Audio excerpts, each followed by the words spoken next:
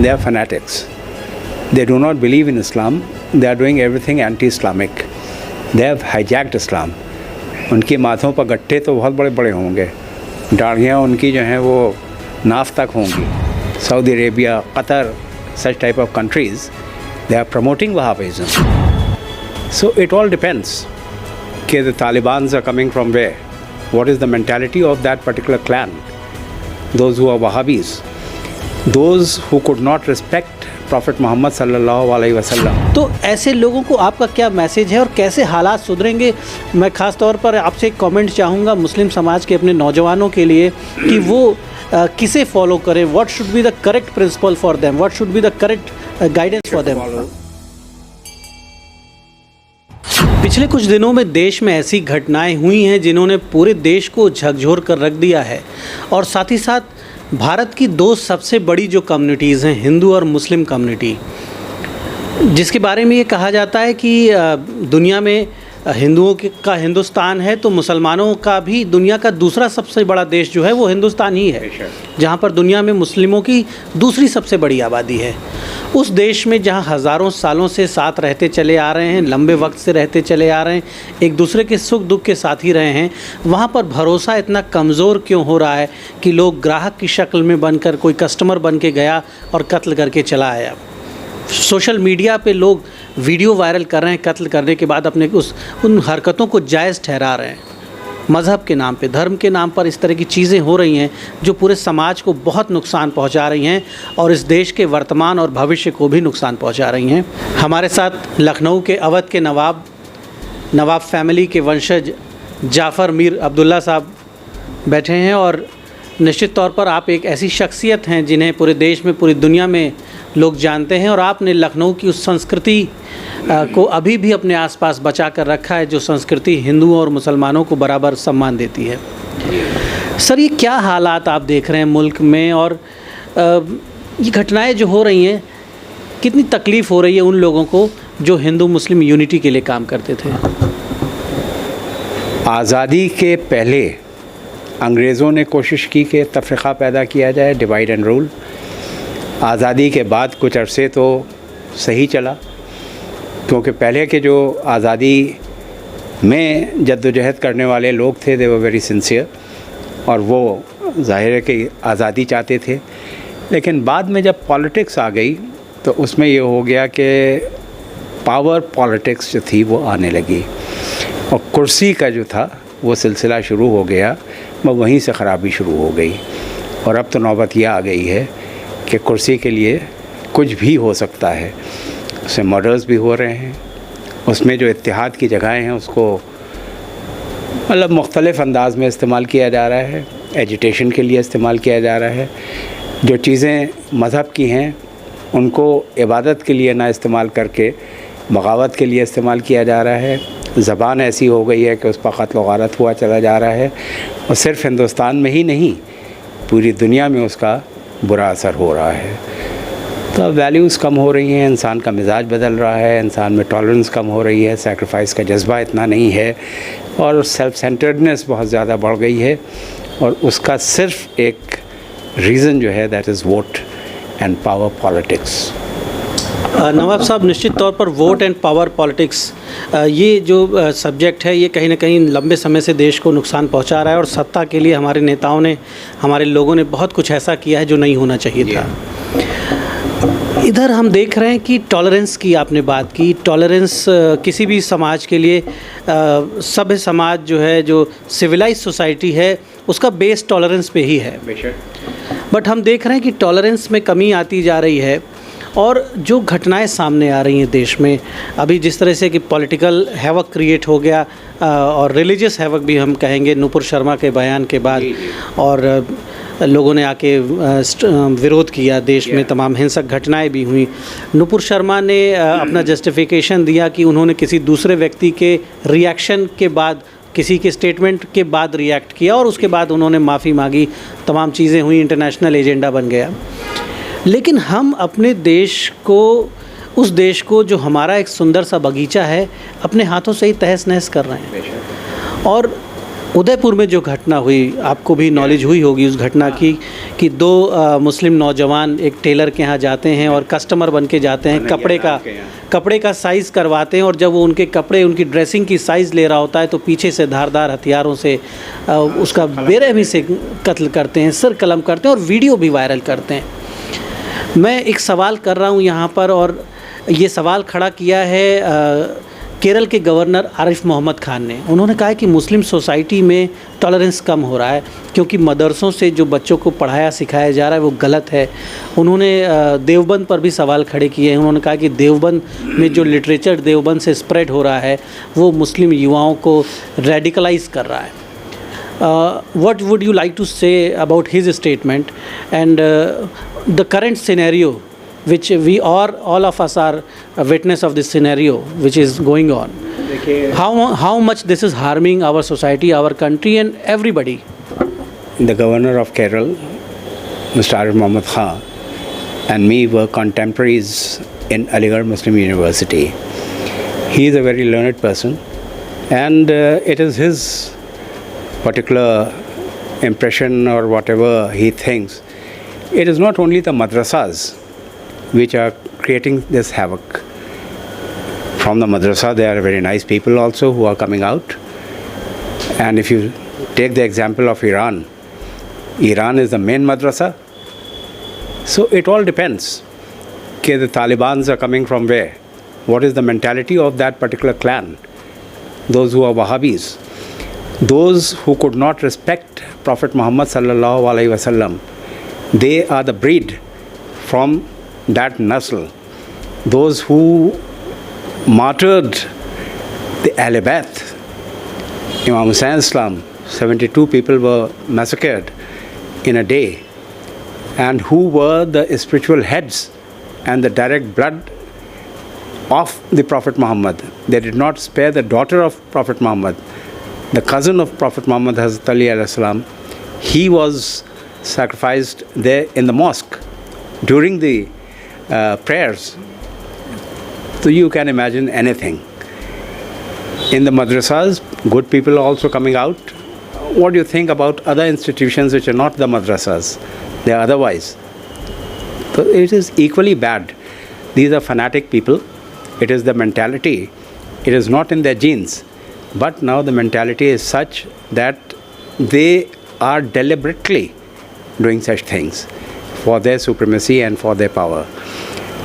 What is the reason that if a girl is in hijab, what is wrong in that? But this is our Indian tradition. घूंघट जो है यहाँ कितनी एक रस्म है और बड़ों को इज़्ज़त देने की वो एक बात है, और अपने उरियानी को मिटाने की एक चीज़ है। ये तो एक इज़्ज़त की चीज़ है, इसके ख़िलाफ़ काहे के लिए आप हैं? इस तरह की बहुत सी चीज़ें हैं कि जिसको अननेसेसरली प्रमोट किया जा रहा है because of the fanaticism, and they want some chaos and havoc to be created in the country so that they can speak their language and people should listen to them. So it is not universal as far as about India is concerned. यहाँ पर आपको बहुत अच्छी examples भी मिलेंगी कि हिंदू मुसलमानों के लिए जान दिए दे रहे हैं, मुसलमान हिंदुओं के बड़े पैल्स हैं। तो ऐसा नहीं है। क्या सॉल्यूशन क्या देखते हैं आप? What is the solution for the society and how we can work for a better future? Solution is the revolt against such things. आप अगर उसको बर्दाश्त करते रहेंगे तो उसकी कोई हद नहीं है। इमाम हुसैन इस्लाम के ऊपर इतने सैंक्शंस डाले गए, पानी बंद कर दिया गया, बच्चे उनके जो हैं पानी से तड़प रहे हैं, बट ही डिडंट बाउ डाउन। कत्ल हो गए, शहीद हो गए, लेकिन यजीद से हाथ नहीं मिलाया। और उनका नाम यानी चेलहुम जब उनका होता है, 7 crore people in a day visit his mausoleum to pay homage. Yazid के क़ब्र का भी पता नहीं है। तो इस तरह के जो जाबिर और शातिर होते हैं वो हमेशा के लिए ज़िंदा नहीं रहते, ये ख़त्म होना ही है।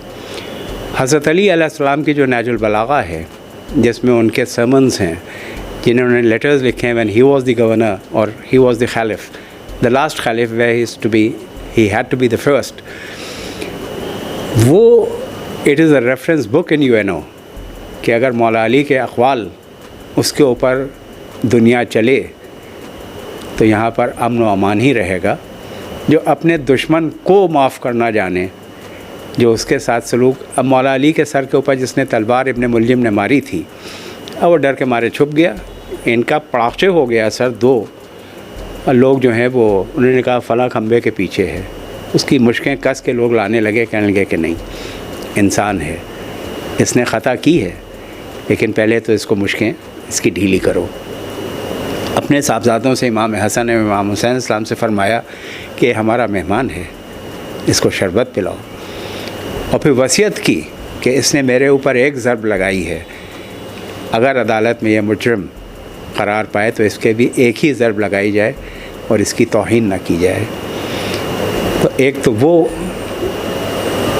रिचुअल्स तो नहीं कहेंगे उसको, प्रिंसिपल्स एंड फंडामेंटल्स ऑफ इंसानियत हैं, वो जाते रहे। अब बाय हुक और क्रुक इंसान जो है अपनी पावर को गेन करने के लिए या अपना कब्ज़ा रखने के लिए कुछ भी कर रहा है। सर, जहाँ पर इतनी टॉलरेंस, हमें भी एक किस्सा हम लोग बचपन से पढ़ते और सुनते आ रहे हैं, और हज़रत मोहम्मद साहब के बारे में हमने बहुत अपने मुस्लिम दोस्तों से, आलिमों से भी सुना पढ़ा कि एक लेडी थी, वो जब हज़रत साहब गुज़रते थे तो उनके ऊपर कूड़ा फेंकती थी, और उसके बाद वो हज़रत साहब जब कई दिनों तक वो लेडी नहीं दिखी, कूड़ा नहीं फेंका उसने, तो वो इतना फ़िक्रमंद हुए कि उसका हालचाल लेने गए तो पता चला कि वो बीमार थी, तो उन्होंने उसकी भी हेल्प करी। तो ही वॉज सो टॉलरेंट। हमारे इस्लाम को दुनिया में फैलाने वाले जो नबी हमारे हैं, जिनकी हम सब इज़्ज़त करते हैं, वो इतने सहनशील थे, और वो लोग जो खुद को उनका फॉलोवर होने का दावा कर रहे हैं, जो कह रहे हैं कि हम नबी के लिए ऐसा कर रहे हैं, हमारे प्यारे नबी, हम रसूल के लिए ऐसा कर रहे हैं, तो वो मुझे लगता है कि वो कितना नुकसान पहुंचा रहे हैं नबी की टीचिंग्स को, नबी की वैल्यूज़ को। वो नबी का और रसूल का नाम लेके कत्ल कर रहे हैं, गर्दनें काट रहे हैं, जबकि रसूल ने कहा कि सहनशीलता दिखाओ, माफ़ करो, जाने दो। नहीं, तो वो सब जो लोग हैं, they are fanatics, they do not believe in Islam, they are doing everything anti Islamic, they have hijacked Islam. उनके माथों पर गट्ठे तो बहुत बड़े बड़े होंगे, दाढ़ियाँ उनकी जो हैं वो नाफ तक होंगी, न मालूम पेट के अंदर कितनी बड़ी बड़ी हों। तो ये जो है ये दिखावे के मुसलमान हैं, और इनकी जीन्स में क़त्ल व गारत है कि वही जीन्स हैं, वही जहनीत है इनकी जो कि उस ज़माने में 14 साल पहले भी थी। ट्राइब्स होते थे और अच्छे लोगों के वो दुश्मन होते थे, और वो क़त्ल व गारत करके काबे पर यानी अपनी हुकूमत जमाना चाहते थे। लेकिन ये क्यों इतना गुस्से में हैं, ये क्यों इस तरह हैं कि अपने देश में तोड़फोड़ कर देंगे, हिंसा कर देंगे, लीगल सिस्टम को नहीं फॉलो करेंगे, किसी को सज़ा दिलानी आप कोर्ट जाइए, पुलिस में जाइए। We are a civilised society, we have a constitution, we have courts, we have judiciary, strong judiciary. अभी आप देखें सुप्रीम कोर्ट ने कितना बड़ा कमेंट किया, और उसने सुप्रीम कोर्ट ने साबित कर दिया कि हमारी जुडिशरी दुनिया की सबसे ताकतवर और इम्पार्शियल जुडिशरी है। इस तरह के कमेंट दे रही है वो। तो ऐसे लोगों को आपका क्या मैसेज है और कैसे हालात सुधरेंगे? मैं ख़ास तौर पर आपसे एक कमेंट चाहूँगा मुस्लिम समाज के अपने नौजवानों के लिए कि वो किसे फॉलो करें, what should be the correct principle for them, what should be the correct guidance for them. Prophet Mohammed सल्लल्लाहु अलैहि वसल्लम टीचिंग्स, और उनके जो अहले बैत 12 इमाम गुज़रे हैं, या बड़े बड़े सूफ़ी और पीर गुज़रे हैं, या दूसरे मज़हब के भी जो महंत और सब गुज़रे हैं बुज़ुर्ग, उन्होंने सबने अमन व अमान की ज़िंदगी के बारे में तबलीग की है, किसी को नुकसान पहुंचाने की बात नहीं की है। पहले ज़माने में मंदिर और मस्जिद सब बराबर इसलिए होते थे कि अगर कोई काफ़िला जा रहा है, कहीं पर पड़ाव है फ़ौज का, तो वहाँ के ऊपर एक कुआं भी है, वहाँ पर एक छोटी सी सराय भी है, वहीं पर मंदिर भी है, वहीं पर मस्जिद भी है। तो मुसलमान हैं, उन्होंने वज़ू किया, अपनी मस्जिद में नमाज़ पढ़ ली। हिंदू हैं, उन्होंने स्नान किया, मंदिर में पूजा कर ली, और क़याम थोड़ी देर किया और आगे बढ़ गए। तो ये सब चीज़ें जो आजकल हो रही हैं, दिस इज़ फैनेटिसिज्म, ये जिहालत की निशानियां हैं, और इनटॉलरेंट जो हुए चले जा रहे हैं लोग, ये सब जाहिल हैं, इनको इस्लाम के बारे में कुछ नहीं मालूम, और जो हिंदू फैक्टर्स हैं उनको अपने मज़हब के बारे में नहीं मालूम। क्योंकि अगर वो जानते हों तो उनमें टॉलरेंस भी होगा और एक दूसरे के लिए मोहब्बत भी होगी, क्योंकि कुदरत ने इंसान को जो पैदा किया है वो भाईचारगी के लिए किया है, एक दूसरे की मदद के लिए किया गया है, मोहब्बत के लिए किया है। रसूल खुदा सल्लल्लाहु अलैहि वसल्लम एक मुतफन्नी शख्स था, तो वो स्टोव में रहता था कि जब ये बहुत ही उजलत में हूँ तो इनसे वो सलाम मतलब एक सवाल करे। तो इनका बायां पैर रकाब पर था, घोड़े की ज़ीन पर आने वाले थे, वो दौड़ कर आया कि अल्लाह के रसूल ये बताइए कि इस्लाम क्या है। And he was going for some very important मुहिम। तो उन्होंने कहा अल्लाह की इताअत और उसके बंदे की परवरिश का नाम इस्लाम है। परवरिश कौन करता है? माँ अपने बच्चे की करती है। जिस तरह से माँ अपने बच्चे की परवरिश करती है, इस तरह से इंसान को इंसान की परवरिश और मेल जोल रखना चाहिए। एक सर कन्फ्यूजन भी कुछ लोग फैला रहे हैं समाज में। वो कहते हैं कि इस्लाम के अल्लाह के जो बंदे हैं वो सिर्फ मुसलमान हैं, इस्लाम के मानने वाले जो हैं उनको ही अल्लाह का बंदा मानते हैं, बाकी लोगों को क्यों नहीं मानते? अल्लाह ने तो पूरी कायनात बनाई है, पूरी दुनिया बनाई है, तो हर इंसान जितने भी लोग इस धरती पर हैं वो सब अल्लाह की इच्छा से इस धरती पर हैं। तो अल्लाह कह लें, अगर गॉड कह लें, कुछ भी कह लें, तो हम किसी भी रिलीजन की बात करें, हम दूसरे इंसान को अपने जैसा क्यों नहीं मानते हैं? हम क्यों मानते हैं कि वो कोई और है और उसको दर्द देते हुए हमें दर्द नहीं होता है? हम उसे बड़ी बेदर्दी से उसके साथ पेश आ रहे हैं। ये हम कहाँ जा रहे हैं? ये है जहनियत। भाई आप किसी इंसान का खून निकाल लीजिए, एक ही जैसा होगा, उसमें भी RBCs होंगे, उसमें भी सब कुछ होगा, उसमें वही सब कंटेंट्स होंगे जो कि किसी मज़हब के भी इंसान में है। तो अल्लाह ने इंसान में, देखिए दीन में और मज़हब में फ़र्क है। दीन जो है वो अल्लाह का बताया हुआ है, उसमें उसूल दीन होते हैं, उसमें फ़ुरूए दीन होते हैं। मज़हब जो है वो इंसान ने अपने हिसाब से बनाया है। भाई 5 फंडामेंटल्स ऑफ इस्लाम हैं: तौहीद, अदल, नबूवत, इमामत, क़यामत। ये उसूल दीन हैं। तौहीद, अल्लाह एक है, ही इज़ सुप्रीम। वो सभी मानते हैं कि एक सुपर पावर है जो कि ये सब चला रहा है। अब वो और बात है कि 1,24,000 पैगम्बर आए, वो उनके मैसेंजर्स आए, but they are not gods. अवतार आए।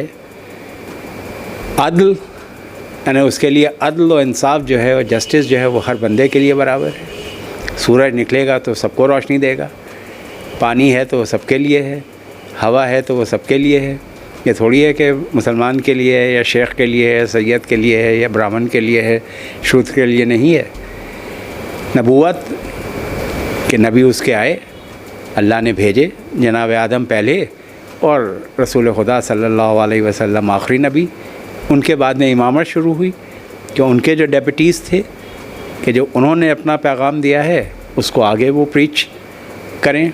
और फाइनली क़यामत, द डे ऑफ रेज़रेक्शन, कि क़यामत आना बरक़ है, वो सब फना हो जाएगा और जो नेक बंदे हैं वो बचेंगे और ये कलयुग ख़त्म हो जाएगा और सतयुग फिर से शुरू होगा।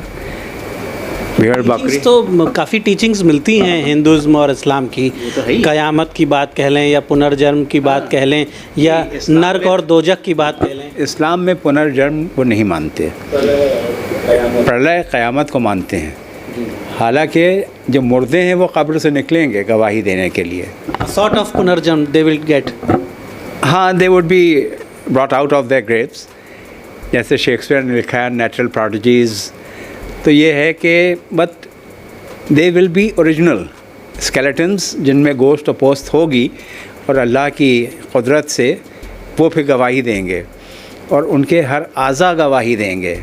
हाथ गवाही देंगे कि जो दुआ के लिए उठना चाहिए थे उन्होंने ये कत्ल किया, पैर जो कि अच्छे कामों के लिए बढ़ना चाहिए थे वो इस, आँखें जो अच्छी इसकी कुदरत को देखना। एज़ पर इस्लाम ये जो उदयपुर के कातिल हैं दोनों, एज़ पर इस्लाम इन्हें कितनी बड़ी सज़ा मिलेगी ऊपर वाले के यहाँ जब इनका हिसाब होगा? नहीं, ऐसे तो बख्शे ही नहीं जा सकते, सीधे दोज़ख में जाएंगे। और उनके इस तरह के जहनियत के जितने भी लोग हैं, देखिए दोज़ख और जन्नत जो है एक अलामती चीज़ें हैं कि रिवॉर्ड एंड पनिशमेंट, कि अगर आप अच्छे काम करेंगे आपकी एक बैलेंस शीट होगी, तो अच्छे काम किए आपको रिवॉर्ड मिलेगा। हिंदू धर्म में चित्रगुप्त एक बैलेंस शीट बनाते हैं जिसके बाद यमराज डिसीजन ले लेते हैं। नहीं तो यहाँ अमाल जो हैं वो तौले जाएंगे, एक मीज़ान होगी और पुलिस सरात पर से गुज़रना होगा और उसमें जो अच्छाई किए हुए होंगे उनको बख्श भी दिया जाएगा, उनके लिए हूरें होंगी। और ये सब तो कंसेप्ट्स हैं मतलब लोगों को बहलाने के लिए। और दूध की नदियाँ बह रही हैं और वहाँ दोज़ख जो है उसमें लूके निकल रहे हैं, उसमें झोंक दिए जाएंगे। बहरहाल वो एक सर, एक अलामत। बात अभी आपने कही, वहाबिज़्म पे आपने एक चर्चा की। वहाबिज़्म क्या है और वहाबिज़्म समाज के लिए आप इसको किस तरह से देखते हैं? देखिए, वहाबिज़्म इज़ अ कल्ट।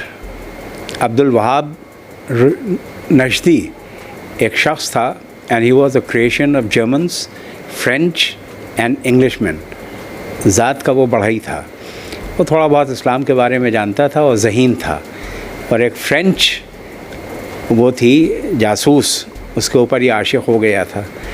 तो उन लोगों ने जब देखा कि ये इसकी मेंटालिटी इस तरह की है तो रसूल खुदा के ख़िलाफ़ इसको प्रमोट किया गया। जैसे आजकल अच्छे लोगों के ख़िलाफ़ बुरे पॉलिटिशियंस जो हैं वो ज़्यादा हाइप पे आ जाते हैं, उस ज़माने में भी ये सब होता था। और रसूल खुदा की जो इम्पोर्टेंस है वो वहाबी इसको दी गई, अब्दुल वहाब को। तो वहाँ से एक तबका शुरू हुआ वहाबीज़म, दैट इज़ अ मेंटालिटी जो कि दाइश हैं, यानी अल्लाह अकबर कह रहे हैं कि गॉड इज़ ग्रेट, और मालूम हुआ कि पेट से कोई औरत है उसके बच्चे को निकाल कर कत्ल किए दे रहे हैं, बम मारे दे रहे हैं जो मस्जिद में नमाज़ें पढ़ रहे हैं, हज के लिए जा रहे हैं, वहाँ के ऊपर यू आर क्रिएटिंग न्यूसेंस। तो यू कैन एक्सपेक्ट कि they are Muslims, they are terrorists and they have no religion except bloodshed is their hobby. That is being very heavily financed by Saudi Arabia because they are the topmost Wahhabis. Saudi Arabia, Qatar, such type of countries, they are promoting Wahhabism because they are the descendants of Shimr and all those who have done that particular corruption. और जो जुल्म उन्होंने profit Mohammad के साथ कर दिया, उनकी बेटी के साथ कर दिया, उनकी औलाद के साथ कर दिया, तो हम आप क्या हैं? मतलब नाम लेते हैं खुदा के and they say there is nobody in between God and Quran. वो कहते हैं ये सब जो बीच में सूफ़ी हैं या इमाम हैं या पैगंबर हैं, they don't believe in that, कि बस अल्लाह जो है वो सब कुछ है और नमाज़ पढ़िए, आप कुरान पढ़िए और अल्लाह है, बीच में कोई। आज के बहुत सी मस्जिदें ऐसी हैं जो वहाबिज़्म को फॉलो कर रही हैं और प्रोपोगेट कर रही हैं, स्प्रेड कर रही हैं। बहुत हैं भाई, शियों की सुन्नियों की मस्जिदें अलग हो गई, वहाबियों की अलग हो गई। कोई नमाज़ पढ़ ले तो वहाँ जाकर होता कर देते हैं। ऐसे ऐसे गांव हैं कि वहाँ किसी शिया ने जाके नमाज़ पढ़ा दी तो वो उनके निकाह टूट गए, पूरे गांव का फिर से निकाह हो रहा है। तो दिस इज़ फुलिशनेस। सर, ये जो इंडियन सब कॉन्टिनेंट में जो टेररिज्म की बात है, I am not talking only about India, in the whole subcontinent, Pakistan में, बांग्लादेश में भी, वहाँ इंडिया में तो चीज़ें अभी बेहतर हैं, पाकिस्तान में तो और कंट्रीज़ में मुस्लिमों पे आपने जैसा कि बताया कि अफ़गानिस्तान में नमाज़ पढ़ते हुए मशीन गन चला दे रहे हैं, बम। इंडिया में तो I think Muslims are still much safe in India. But do you think the reason behind terrorism is Wahhabism? Wahhabism. That is Wahhabism. And financed by Saudi Arabia and other such countries who believe in Wahhabism and whose mentality are that, and they are the descendants of those Wahhabis जो कि ये पैसा देते हैं। उनके पास दौलत, रसूल ने तेल दे दिया, मतलब पहले उनके पास ऊँट था और खजूर थी, लेकिन अभी वो पहाड़ हैं सोने के जो छुए ही नहीं हैं। लेकिन ये they are becoming the slaves of foreign countries. किसी दिन ये तबाह बर्बाद हो जाएंगे। आपस ही में जब अपने अपने भाइयों को वो कत्ल कर रहे हैं, शहजादों को कत्ल कर रहे हैं, अपने बाप चचा को मारे डालते हैं, तो जाहिर है कि उनके लिए लाइफ की तो कोई वैल्यू ही नहीं है। अच्छा, देवबंद के बारे में आपका क्या ख्याल है? आरिफ साहब जो AMU के प्रोडक्ट हैं और आपने बताया he is a very senior Muslim scholar and he is a governor at present.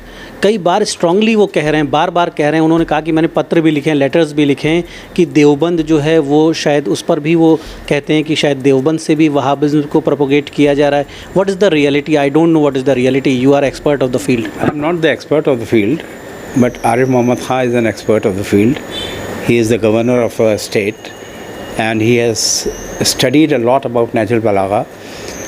He being a Sunni, हज़रत अली अलैहिस्सलाम के ऊपर इतनी उम्दा तकरीर करते हैं कि हम लोग क्या बोलेंगे, ऑल दोज हुआ सैयद्स। तो इट इज़ देयर बिलीफ, और जो वो कह रहे हैं तो उसमें कुछ सच्चाई भी ज़रूर होगी।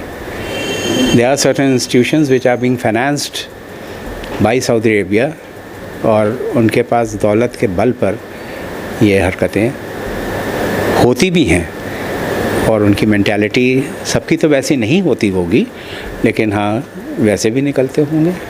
इन रिश्तों को बनाकर चलने की ज़रूरत है, एक दूसरे की रिस्पेक्ट करें, एक दूसरे के जो मजहबी ख्यालात हैं, जो धार्मिक मसले हैं, उनकी भी रिस्पेक्ट करें। कोई भी समस्या आने पर आप लीगल रास्ते अपनाएं, कानून के पास जाएं, पुलिस के पास जाएं, कतई अपना आपा न खोएं, कंट्रोल में रहें।